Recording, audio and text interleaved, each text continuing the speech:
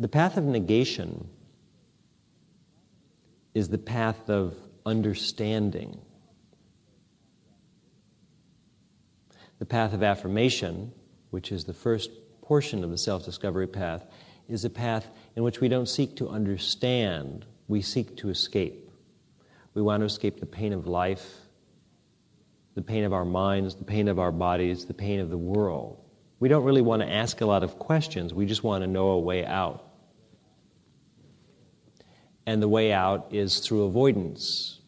We don't eat meat, we don't have sex, we don't deal with money, we don't deal with things that we know have caused us pain. The great teachers explain why these things cause us pain. Attachment, desire, having a self, all the different things. But we just escape. We don't really care. You go to the doctor and you hurt. You don't really, you're not really interested in knowing how the medicine works. You just want it to. So when people seek the spiritual path, which is the path of affirmation, the exoteric path, the first path we walk on, the first part of the path, it's because they're in pain and they want to get away from the pain. So we have a series of prescriptions which we ask them to follow, which cause them to regulate their life, to separate themselves from the things that cause them pain. Well, the things that cause pain are desire, attachment, egotism, vanity, all the things that religious people tend to avoid. Now, the avoidance of that which causes you pain does not produce enlightenment. It produces avoidance. The avoidance may lessen or tranquilize the pain, but it will not produce enlightenment. Knowledge and understanding produce enlightenment. So religion is the avoidance of pain and suffering. Whether it's, symbolically in the hope for a better afterlife, meaning one less painful than the one we're in. So if I don't do this, and I don't do that, and I do this, and I do that, my next life, be it in heaven or another incarnation, will be better than this. In other words, it's all predicated on the avoidance of pain. But the path of negation, which is the esoteric or more advanced part of the Enlightenment process, is the path of understanding. It's the path of knowledge. Knowledge has nothing to do with avoidance or attraction. In our earlier understandings of life, we're bound by attraction, desire. And we go after what we desire, and if we don't get it, we're frustrated and unhappy. And if we do get it, we're happy maybe for a short period of time, till the pleasure ends, till another desire comes and torments us. Or perhaps the desire that we had is not, when it's fulfilled, our expectations were greater, and we're frustrated that what we thought we would experience when this desire was fulfilled didn't come up to what we thought, and we're frustrated by that. So human life is painful because of desire. And we desire things, and we chase after them, and we're afraid of things, and we run away from them. And somewhere between the desire and the aversion, we exist as a self. The self can be measured by what it avoids and what it seeks, and by its sense of history, past remembrances. That makes us self. So religion offers to people a way to get away from pain. You know you're in pain, that's why you go. You go seeking something, an antidote to pain. You've tried this, you've tried that, it hasn't worked. So you go to religion. And what the religions offer you is it works. Turn your attention away from the sensorial so much, develop the virtues, avoid injuring others, avoid hate, essentially. Self-control, compassion, love, understanding. We all know what religion symbolizes. Oh, there are fanatical, crazy religions that tell you to kill people who aren't of your religion. That's not a religion. That's a political philosophy. But a real religion is something that leads us above pain. And by following a number of different practices, which are always the same, they may be rearranged differently in a particular religion or given different names, but it's always the same. It's structural. It's what reduces pain. The pain that we experience in being, in our beingness, which can't be ended by death, since death is just a doorway to another condition that we experience. So when we follow the guidelines of religion, we find that our lives are better, we're happier. Self-control works, patience works, kindness works, love works. All of these things help. And when we lose them, we lose the path, and our lives are miserable when we're selfish, vindictive, angry, when we don't care more for others than we care for ourselves. Life is terrible. So we follow the path of affirmation, and we find it's better. Life is better. It's beautiful to love. To be loved is irrelevant, but when you love someone, you experience that emotion. It's a beautiful emotion. It has its limitations, but it sure beats hate. To assist someone, to not always have to have everything, to give somebody else the bigger piece of cake. When we do it, we feel better. Practice it, you find out. So the religious values are totally important. And as we practice them, to begin with, our lives are better. Then, of course, after many incarnations of practicing them, we go into the monastic phase, where we just want to really refine the practice. It's worked thus far, and our karmas lead us to a monastery. In the monastery, we take a vow of chastity, we take a vow of poverty, and we devote our lives completely to the religious condition, more completely. Who knows where our minds are, but outwardly we have accepted certain conditions physically. Now, just because you don't have sex and because you don't have money doesn't mean that your mind is pure. But you're doing those things in an attempt to purify the mind. And just because someone puts on an ochre robe or a priest's robe, it means nothing. That's just an outfit, that's cloth. It symbolizes a state they hope to reach. It symbolizes a penitent, basically. Someone who is trying to purify themselves through austere religious practices. But once you've done that or taken that as far as it goes, you will not become enlightened. You will have great self-control, but you will not be enlightened. I mean, go to a monastery and see who's around. There are people who are, perhaps they have self-control more than most people do. They may be happier. Their minds may be a little more still. They meditate, they pray, but they're not enlightened. To become enlightened, you have to go much further. You have to deal with the conditions that have arisen in the practice of religion. The initial, Sri Ramakrishna used to say, you have a thorn in your foot, and you take a second thorn, and you get the first one out, and then you throw them both away. You don't keep the second thorn. So religion is something that eliminates the initial pain that we experience when we're out of control, when we're completely bound by the senses and by our angers and lusts, our petty jealousies and our hates. But then religion, which removes the initial pain, has to be thrown away also. That's the second thorn that gets out the first thorn when we move into the world of enlightenment and samadhi, which is the esoteric, or what we call the path of negation. Samadhi is the path of negation. Not negation in the way that we think of positive and negative. It's just a word that I'm using to try and express a direction. The word itself has no value. No word does, other than expressing a direction.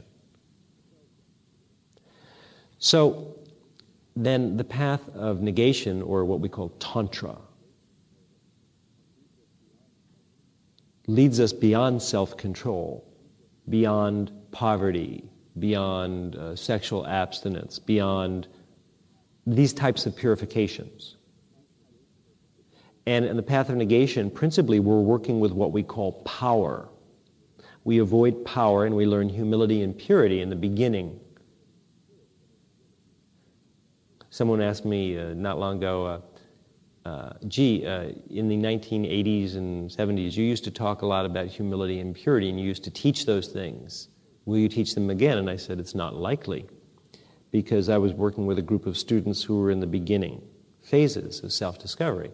And most of my students now, we've gone through that phase, we've done that. We were doing kind of a lot of basic work, structural work, kind of exoteric work. But now I'm teaching about power, because this is more advanced, now that they've gone through those rungs of the ladder.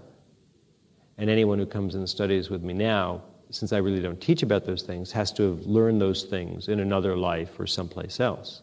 I don't teach the basics anymore. No, I mean, obviously I teach the basics of meditation and things like that.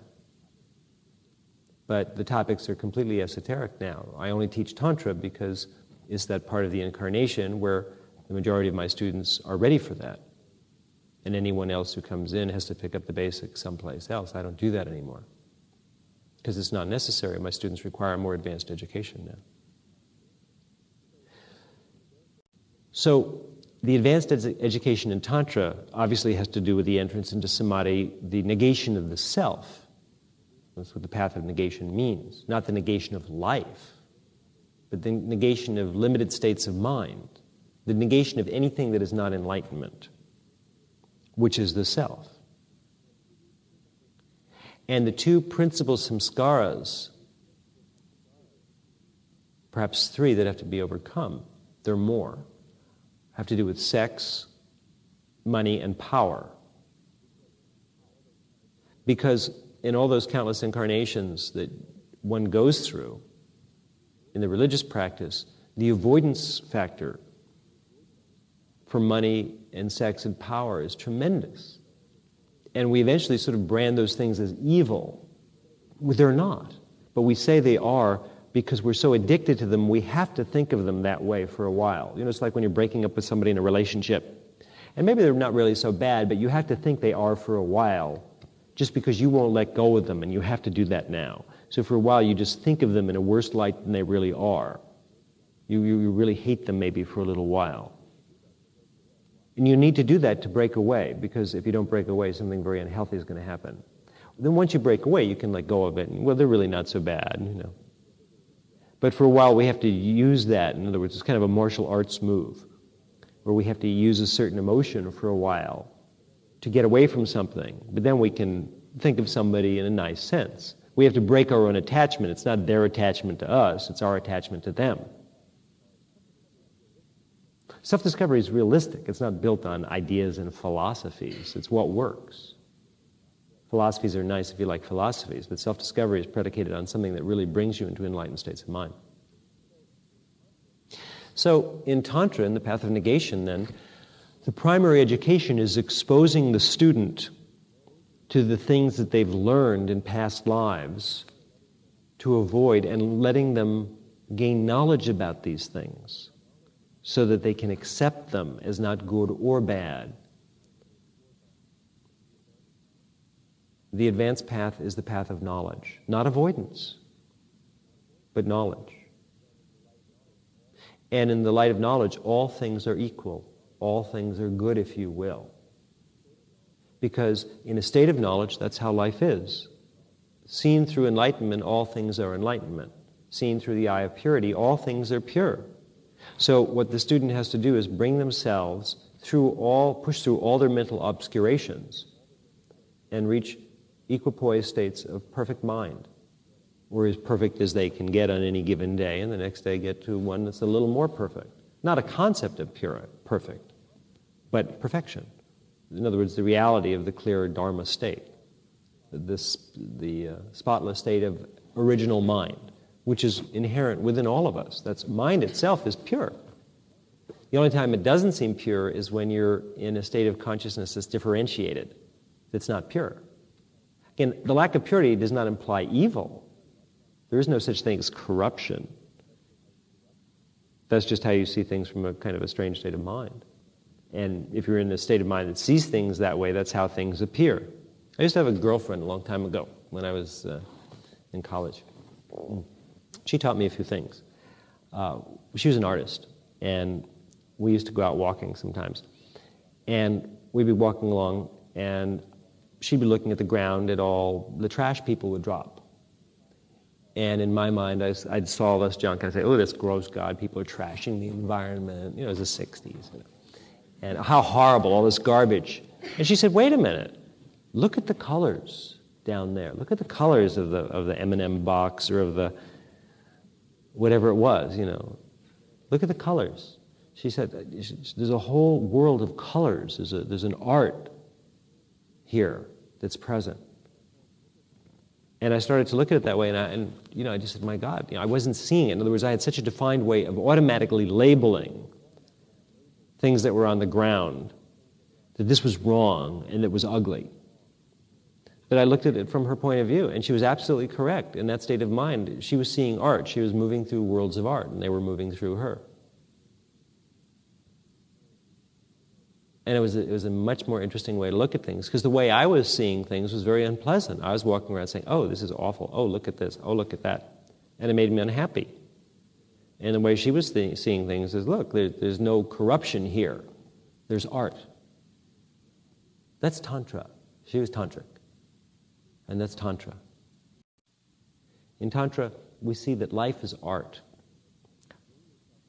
But to bring yourself into those states of mind requires power. And it's very intricate. There's no way I can explain to you how this is done. There are no words to explain how you break into the advanced mental states, how you negate, if you will, the self. Not that it's exactly a negation, that's just another word. I can't explain it to you. It's something that I teach, it's something that I live in all the time, that I am. But I can't explain it. Words don't do it. What we do in Tantra is we go do things. We do things.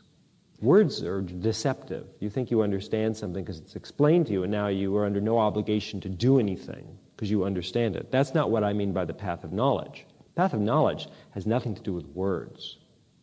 The path of knowledge means that you have brought your mind into its original pure state, which is the original pure state of the universe. Original is not time structured, by the way. When I say original, that doesn't mean like a long time ago. Original occurs at every given moment. Original is a way of trying to explain something. It's a term that we use in Buddhism to suggest that everything is pure. It doesn't mean that things were originally this way and we can't get back to it. It has nothing to do with time. The English translation has a time sense to it, original. We are pure. That's all there is purity. But you don't see it that way because you're in obscure states of mind. So in the teaching of Tantra, what I do is direct people to engage in specific practices. And when they do those things, they negate their samskaras and the self goes away. Because the self that a person has on the esoteric path is propped up by their avoidances, just as the self that a person has before they reach the esoteric path, before they start religion. In other words, in the beginning, the self is created by attraction, some aversion, obviously, to fears. That creates a self, and that self causes pain, frustration, whatever, the absence of enlightenment. Then, in the practice of the exoteric path, we gradually, as we work through it, we drop the old self. Very often in a spiritual path, they even give you a new name. Baptism suggests that you're leaving the old life and entering the new. A confirmation name, a Buddhist name, a Hindu name, which the teacher gives you, means you are on the path and your old life is gone. Forget about it. Don't think about it. It's gone. You are new. You are reborn. You are reborn on the exoteric path. But now on the exoteric path, you will develop history and you will develop a new self, a happier, brighter self, but it still stops enlightenment. And after many incarnations of being on the exoteric path, this self becomes as hard, as predicated, and as obscure, even though not as painful, as the self you had before the religion. In other words, the good self blocks you. So then, in the advanced practice, you take a person and you have them go do the things that are their opposites. But they do them in a way that they couldn't do them back at the beginning before they followed any path at all. They used to just go out and get rich, but they were bound by it, you see. So now they have to go out and become wealthy or whatever it might be. They have to do that, but with purity, as part of their yoga, not as an attraction. And in doing all the things that they've learned to avoid over the incarnations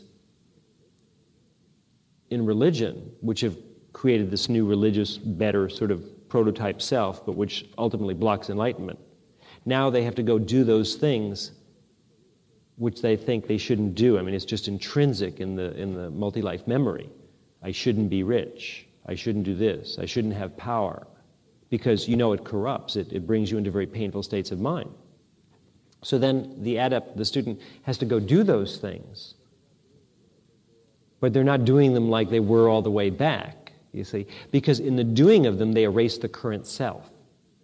In other words, what forges the self is attraction and aversion. So your aversion to the things that used to cause you pain, which have created this happier new self, block you. So you have to now go out and go do the things that you don't want to do. But you have to do them in a way that you obviously couldn't do them in the beginning, because that's why you got away from them. In the beginning, wealth was causing you pain, your attachment to it, because it created a self that was ugly. Now you've created a self that's much nicer through lives of poverty and chastity. Great. But that self also blocks you. So now we have to go become wealthy again, because you have to overcome your attachment to poverty, which is and your attachment to the new happier self. We're not going to go back to the original self that was painful. We're going to move on to no self. So we give up things for a time, not because they matter, but we can change selves. We develop a kind of a caretaker personality, which is a nicer self for a while, on the road to no self. But then we have to go back when we're strong enough, when our yoga's tight enough, when our power's up, if we really want to break through into higher levels of attention, and we have to go do all the things that we've learned to avoid without being affected by them. So we turn them all to a higher esoteric principle. We go become rich as part of yoga. And we use that money only for our own life support and for doing good works, you see? In other words, we put a twist on it naturally. You see, if we get power, we will only use it in a constructive way, not in a destructive way per se. In other words, we learn to handle the things because there's no self. If there's no self, there's no lack of purity, therefore we can't use things in an impure way. So power and money, sex, all these things are no problem in the hand of innocence, are they? In the absence of self, how can these things be considered obscurations or defilements, since they are enlightenment too? They are void in their nature and in their substance. All things are void. So how possibly could there be any obscuration, since everything is void when you're void itself? There is only the void.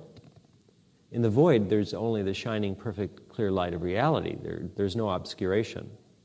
So to assume that wealth or sexuality or any of these things, the usage of power, are not void in nature gives them a reality that they don't actually have. They're void.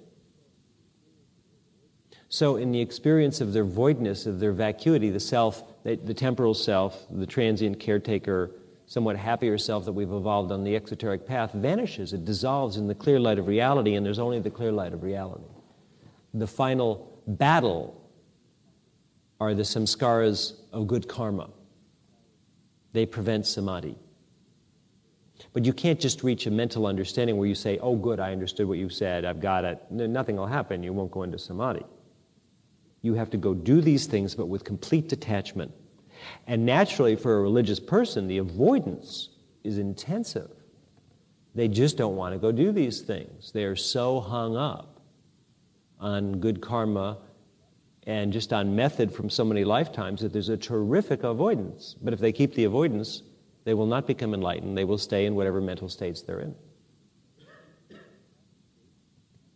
So the path of negation, Tantra, has to do with silencing the self that has arisen in a temporary sense, the wave that has risen up out of the ocean from good karma.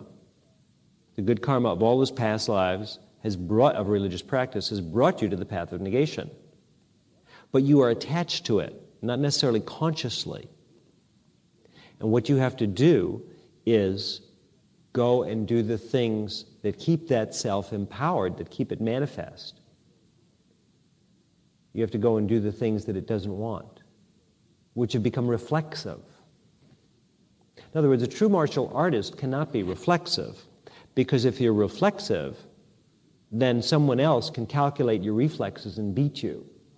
Reflexes are fine in the beginning of martial arts, when we have no self-control, and we can beat an opponent because our reflexes are better than theirs and faster. We don't think. If you take the time to think in a fight, you lose. But a great martial artist can't be reflexive. They've gone through that phase, and now they operate purely through voidness, vacuity. No one can predict the move.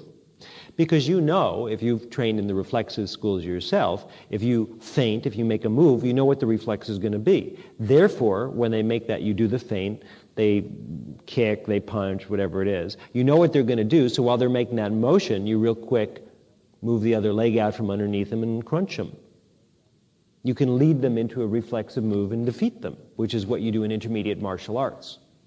But in advanced martial arts, you've moved beyond that. You're void. There's no sense of what the combat will be.